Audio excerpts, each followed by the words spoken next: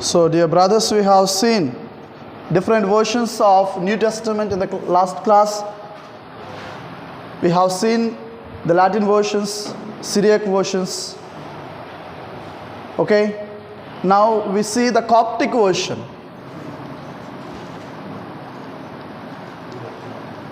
Coptic versions. The first point under the Coptic version says Christianity must have come to the Egypt. Christianity must have come to the Egypt very early periods, because it is shown by the papyrus 52. That means it is the oldest papyri, 125 CE. It goes to 125 CE.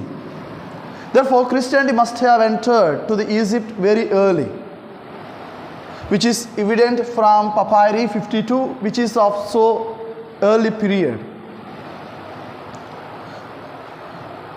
Coptic is the Egyptian language. It is the Egyptian language.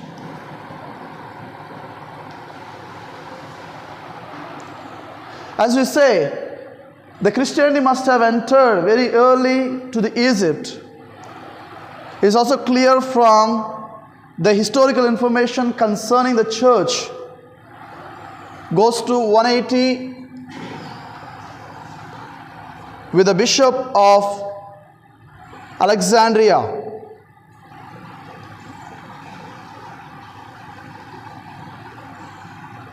Demetrius, bishop of Alexandria. So we have the information that the church in Egypt was early. It is from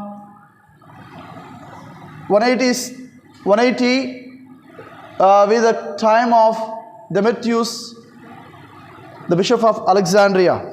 And we have the basis of the information that the church in Egypt is so early from Alexandrian school. Alexandrian Catechetical School under Clement. Alexandrian school from Clement. Thereafter taken up by Origen. Succeeded by the Virgin. These are the church fathers, okay? You should know. So, as we say, the Christianity entered into the Egypt very early. Then what happened? Why it is not known? The later period. Because this church in Alexandria was blocked out, warning that Gnostic tendencies. That means is a thinking level. Such a Greek philosophy was influencing this church. Therefore, the church was not known in the later days. Why the church in Egypt, though it was founded in early, why it was not known was because the Gnostic practices were prevalent.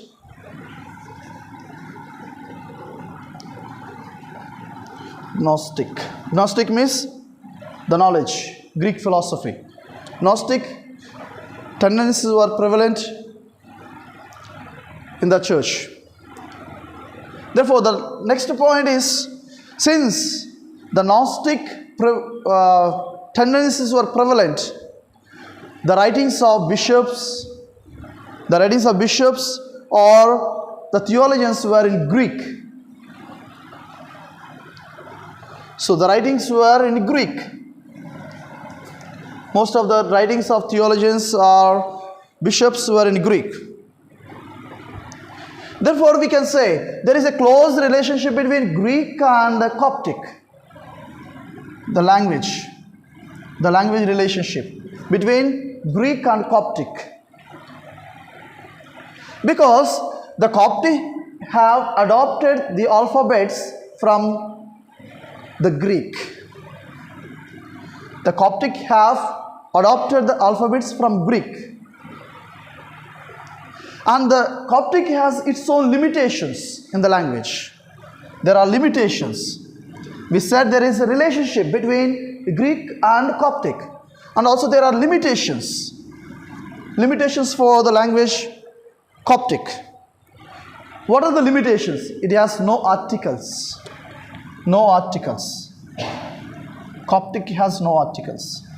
It has strict rules of the wording. Strict rules for the word order. And it has only feminine and masculine genders. There is no neuter gender. No neuter. So these are the limitations of the Coptic language. As the eighth point of this, we can say this Coptic language existed from 4th century. From 4th century. How? Because it is Antony who has gone away from the people to a desert. So he went to the desert in contemplation. Therefore, when he was in the desert, he started contemplating and reciting the scriptures which he could able to memorize. This Antony was a simple man. He doesn't know more about Greek. He is not well versed in Greek. Therefore, it was evident that this Antony who has memorized the scriptures, it is from the Coptic language. Because he was ignorant of the Greek. He is not familiar with Greek. Hence, he was memorizing the scriptures, the Coptic language. Therefore, he belongs to the 4th century. There is evident that this man was memorizing. And we also can say the next, there is a monastery. Monastery around 320, founded by Pachomius.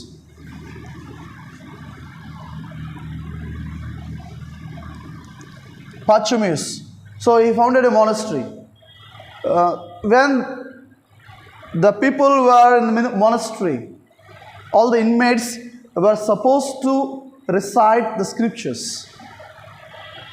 Among those, there were who were well known of Greek, and there are also people who do not know the Greek. Therefore, this Coptic language was an alternative for Greek, those who were in the monastery.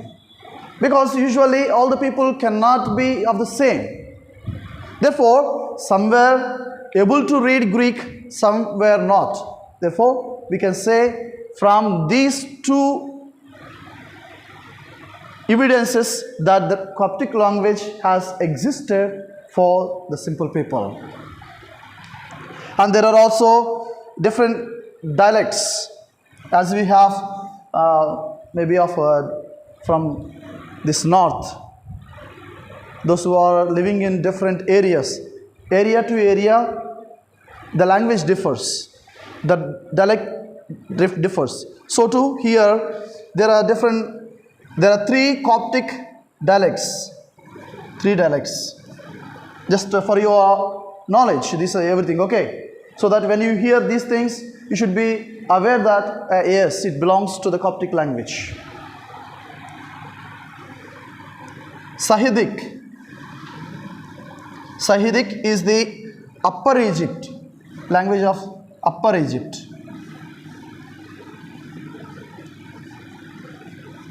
Sahidic, then Boheric. Boheric is the Lower Egypt, language of Lower Egypt. The third is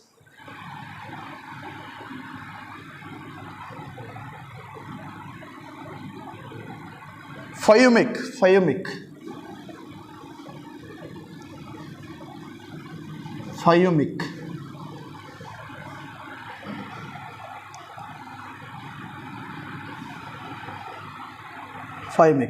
These are, when you read some books, commentaries, you see like this.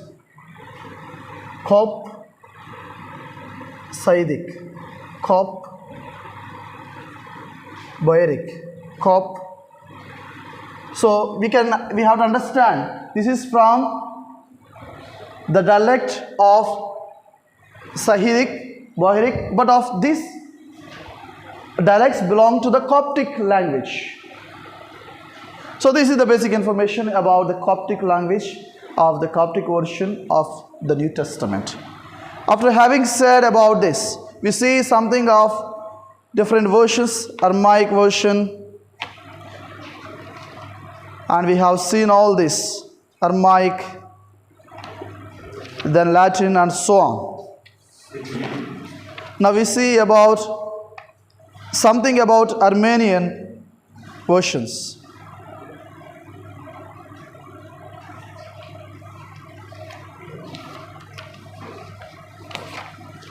So just a word, 5 minutes we deal about the Armenian versions and other versions. With that we conclude the New Testament versions and we enter into the English versions. Sorry.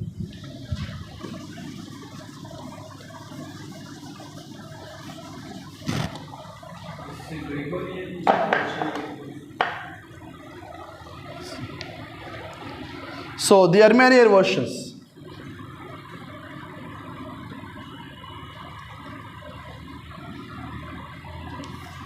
Armenian.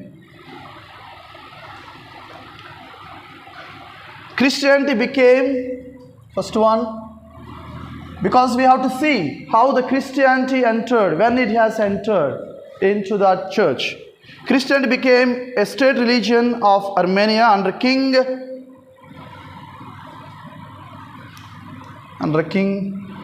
Tiridates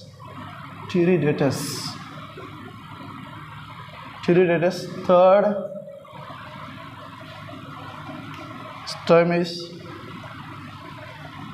So the Christianity has entered into Armenia as a state religion in the time of Tiridates, King Tiridates III.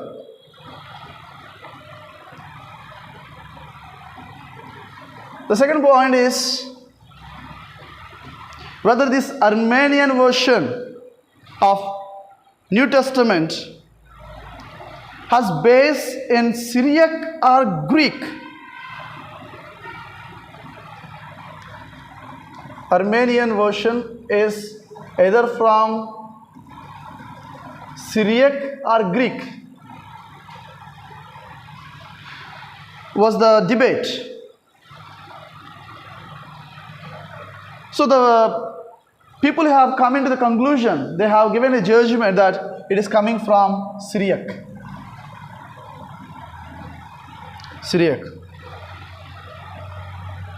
So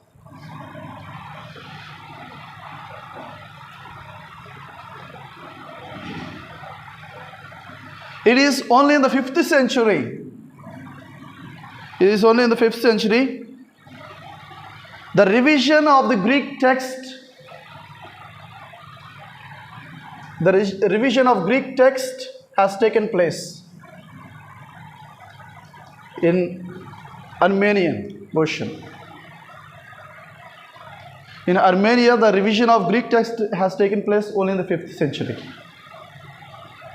So these are the languages we should be aware of it, because as a student studying the Bible, certain moments when we come across Armenian version and so on. That's why just a basic information. Then as we have intimated in the schema, the other versions such as Georgian version. So this is the neighboring place of Armenia.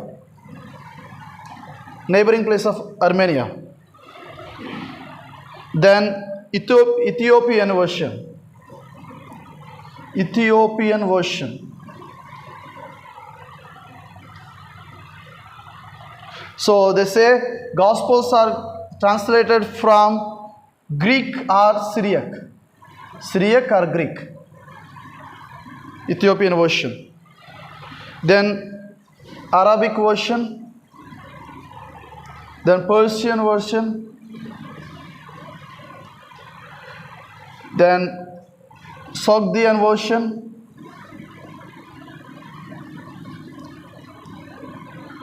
Sogdian version.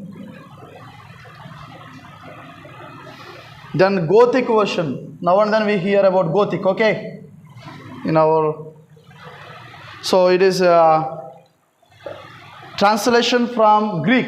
So this translation was unquestioned. That means it has authenticity. It's translated from Greek, Gothic version.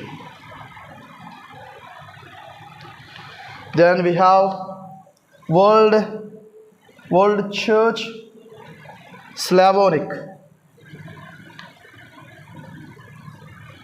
So this is also from Greek in the 9th century. Anglo-Saxon.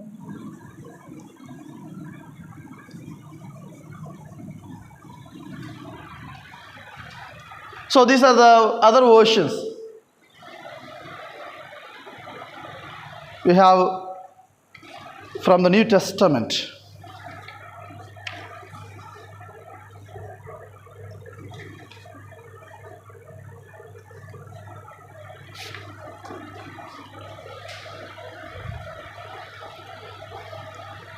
You see the English versions now.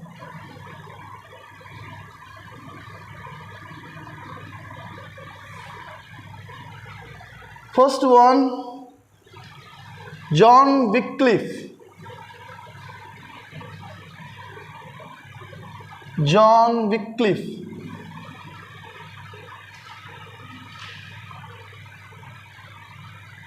(1382). John Wycliffe.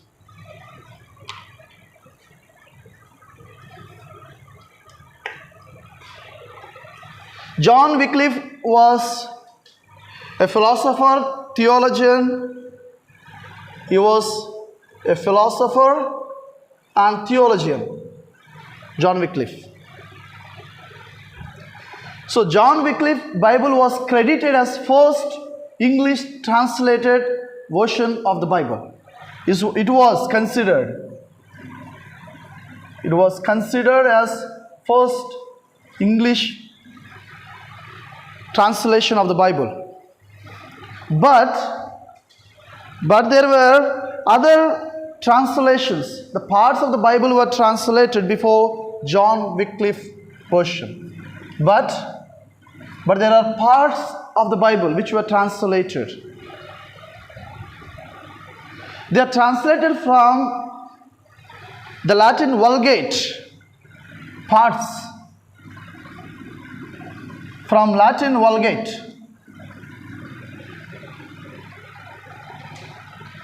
These translations, parts of translations, were in the form of prose or literal translation. Form of prose or literal.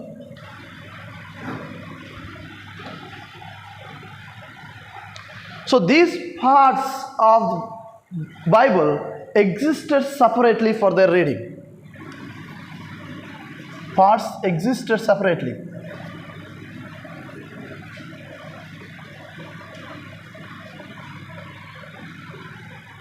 And they were individual texts. Only at the end of the 7th century,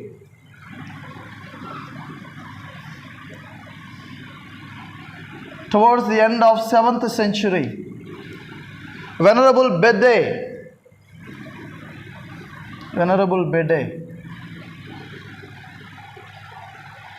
started translating of the scripture into Old English.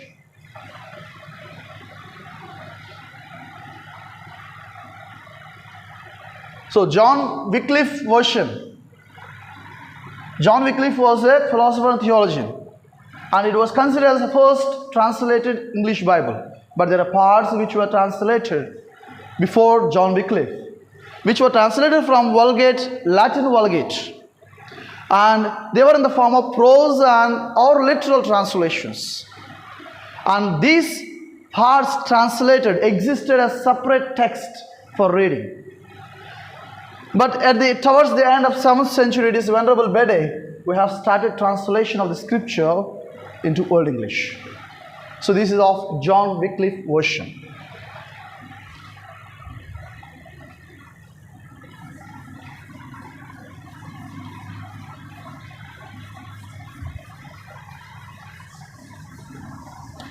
Have you heard of it? John Wycliffe. Okay. Then second,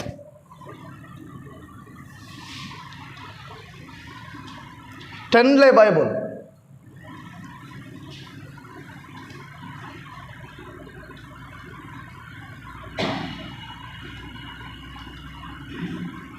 Tenley Bible.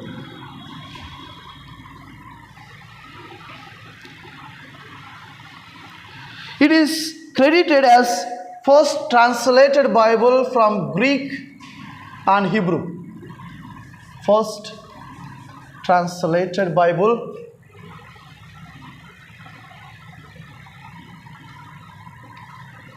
from Hebrew and Greek. Hebrew for Old Testament, Greek for New Testament.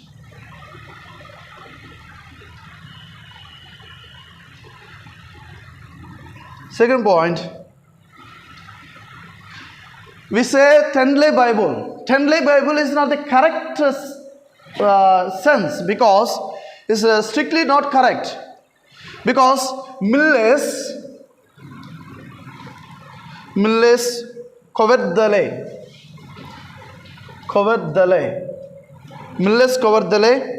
who has supplemented his work to this Tenley's work. Therefore, it is not correct strictly to say that it's Tenley's work. So this Bible, Tenley's translation, has come into existence in 1526.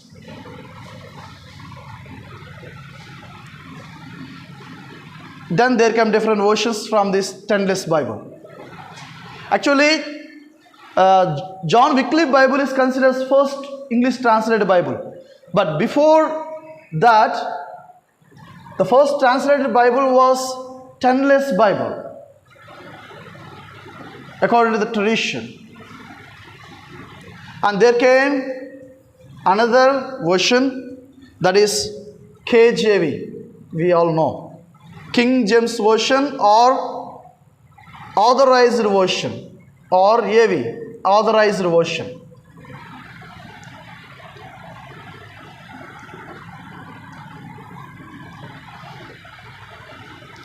King James the First in 1604, King James First, 1604, authorized that there should be translation of the Bible into English to be started. So he has commissioned, he has authorized to translate the Bible into English. So it had happened 1611. The translation has taken place after 85 years. After 85 years from Tenley's English translation. Third point, this King James Version or Authorized Version became so popular. It became so popular. Popular for Protestants.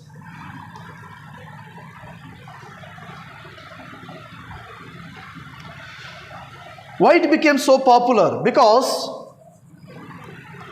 there is a flowing language. The language was flowing. Language flow and prose rhythm. Prose rhythm has influenced the literature for 400 years. It has influenced the literature for 400 years.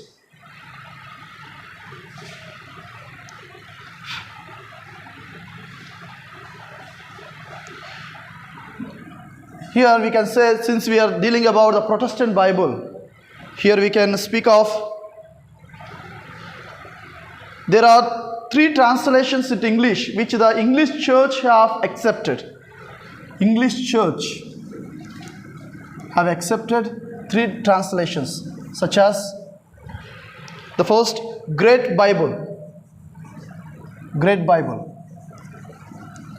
Great Bible in the reign of King Henry VII.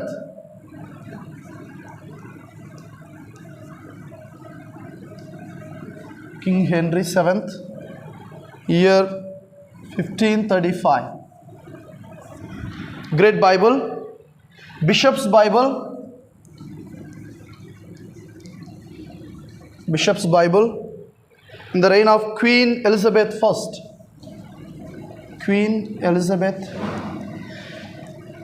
1568. The third one is Geneva Bible. Geneva Bible, which is produced from Hebrew and Greek. It is from Hebrew and Greek, which has influence from KJV, that means King James Version, which has influence from KJV.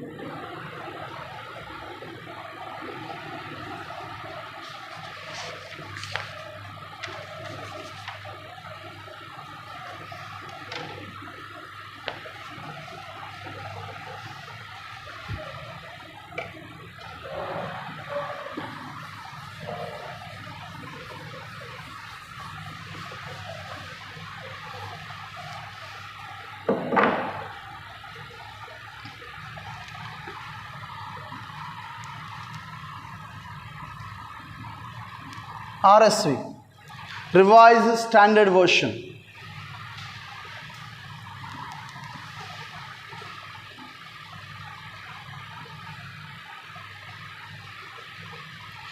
RSV was established in 1966.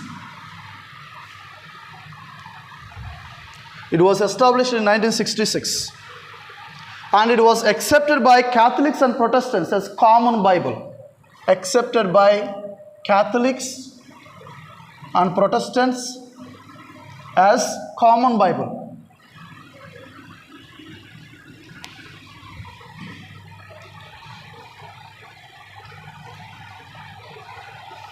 It was the first truly ecumenical Bible.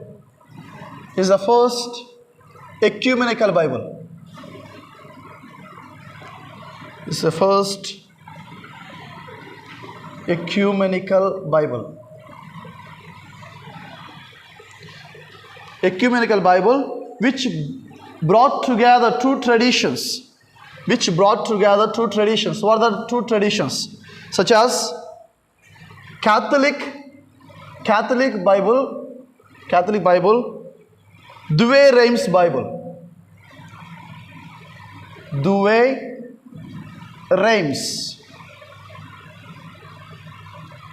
Douay-Rheims Bible is a Catholic Bible, and KJV or AV, Authorized Version of Protestant Bible, is the first ecumenical Bible which brought together two traditions, such as the Catholic Bible, Douay-Rheims Bible, and KJV, Authorized Bible of the Protestants. What is this Douay-Rheims Bible? Here you can add fourth point as part of it. Douay-Rheims Bible.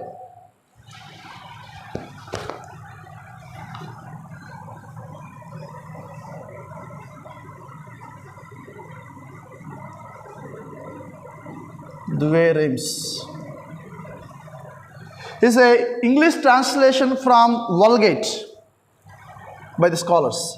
It is English translation from Vulgate by the scholars. This Douay-Rheims Bible was known as Douay-Rheims Bible, or Douay Bible, or DR Bible, or Rheims Douay Bible. So in different ways it is called. Douay-Rheims Bible, or Douay Bible, or DR Bible, or Rheims Douay Bible. So a group of people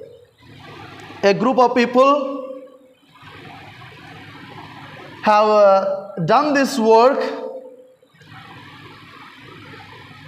In 1582, in the university called Reims, they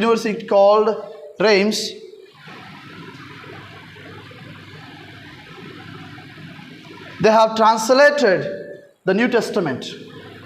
Therefore, the New Testament was translated in 1582 in Reims University or college. So it was translated as one volume with commentary, with extensive commentary and notes. Why we are speaking about Douay Rheims Bible is the RSV is the ecumenical Bible which brought together two Bibles, Christian Bible, that is, such as the Catholic Bible, Douay Rheims Bible, and Protestant Bible, KJV Bible. Therefore, we have seen what is the KJV Bible, and it is good to know what is the Douay Rheims Bible. Therefore, we are knowing about a bit information on Douay Rheims Bible. So, the New Testament was translated as one volume with extensive commentary or notes in 1582 in the University Reims. And the Old Testament was in 1609 by University of Douay. Reims Bible is New Testament, and Douay, University of Douay, as two volumes. New Testament was only one volume, but it is two volume after the 27 years of New Testament. Old Testament was done after 27 years of New Testament.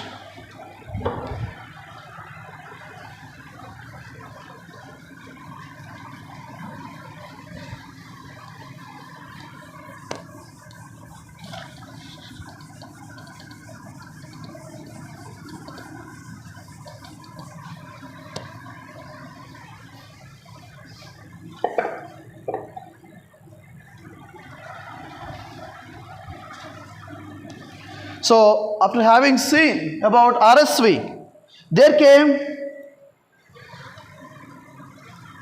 RSVCE.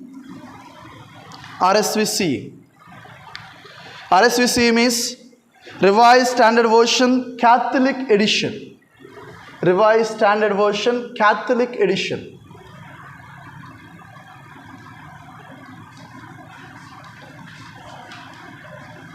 Catholic Edition.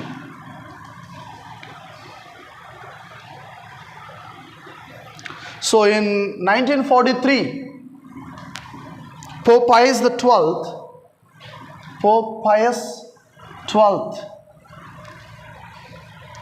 in Divino Afflento Spiritu,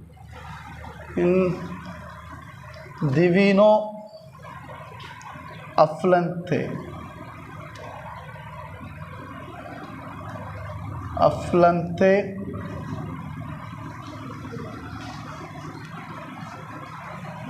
Spiritu. In Divino Afflante Spiritu, he encouraged for the translation of the Catholic Bible. Catholic Bible from the original languages. Pope Pius XII in Divino Afflante Spiritu has encouraged translation of Catholic Bible from original languages than Vulgate. Therefore, the scholars were not that interested in the beginning. When Pope has called for the translation, they wanted to replace different texts. But whereas in 1954,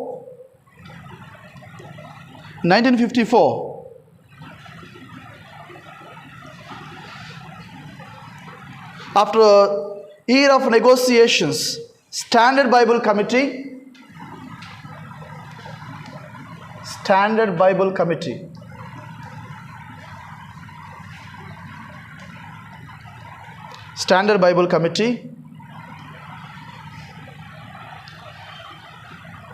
So Standard Bible Committee have granted the Catholic Biblical Association have granted Catholic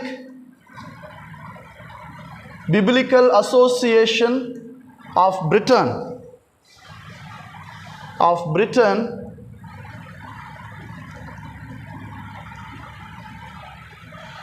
to print this revised standard version Catholic edition. So this Standard Bible Committee have granted a permission to do that. So this could have been completed by 1956.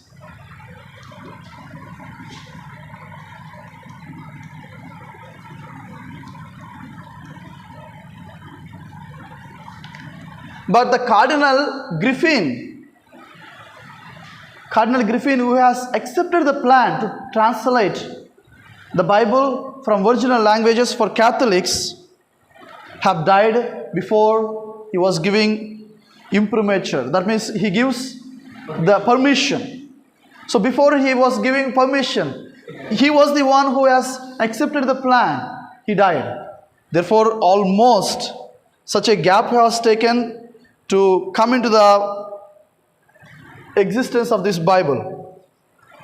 Therefore, it has come only 1965, the New Testament, and in 1966, the Old Testament. So this New Testament was published in 1965 and Old Testament was published in 1966.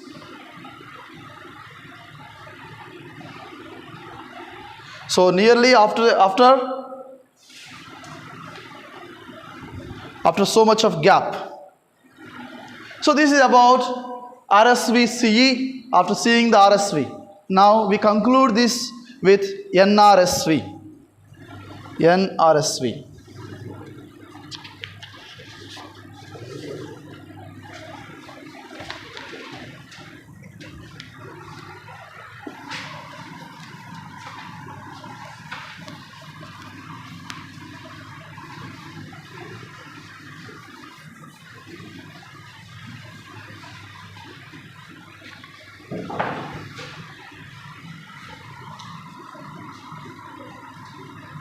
NRSV means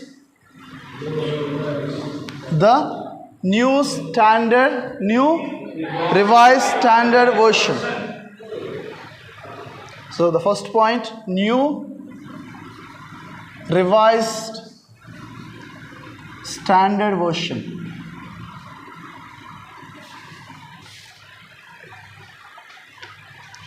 So it was released in 1989. The New Revised Standard Version of Catholic Bible in English translation was released in 1989. It is the updated version of RSV.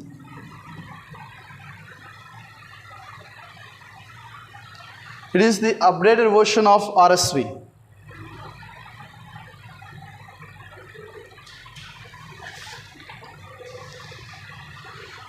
How it is done? Fourth point.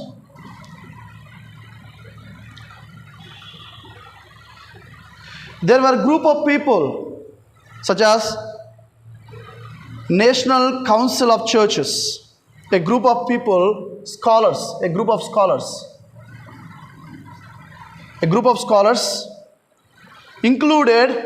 scholars from Orthodox,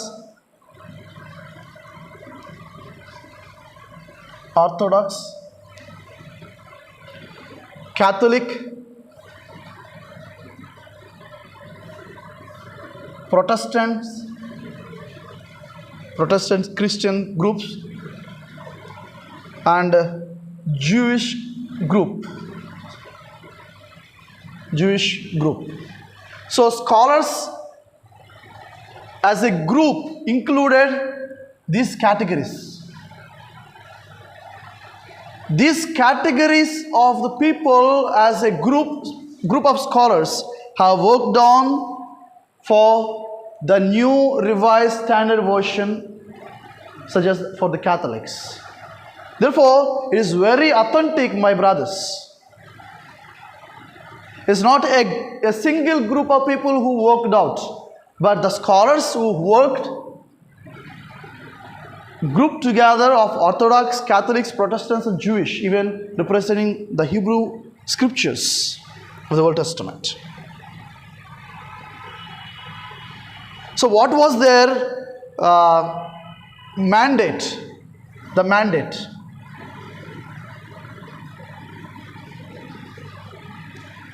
So, mandate given to this group, a committee, was summarized like this: as literal as possible, as free as necessary. The mandate was given to this committee was as literal as possible, as free as necessary. This is the mandate given to the committee who are working for the New Revised Standard Version of the Bible. So there are also different versions, but I have touched only the main versions that we need to know. There are different versions, such as so many Jerusalem Bible, New American Bible, New Jerusalem Bible. All these versions are there. But what is necessary for us to know, such as how it has been developed, the Bible, the version that we are holding on. Just I wanted to show you, and these are the new that is accepted versions that we have today from English versions. So with this, my brothers, we conclude the versions of the Bible. We have seen the versions of Old Testament, we have seen the versions of New Testament, and we have seen the English versions of the Bible. With this, we conclude this chapter, and we step into the new chapter, the geography of Palestine, in the coming class. Thank you.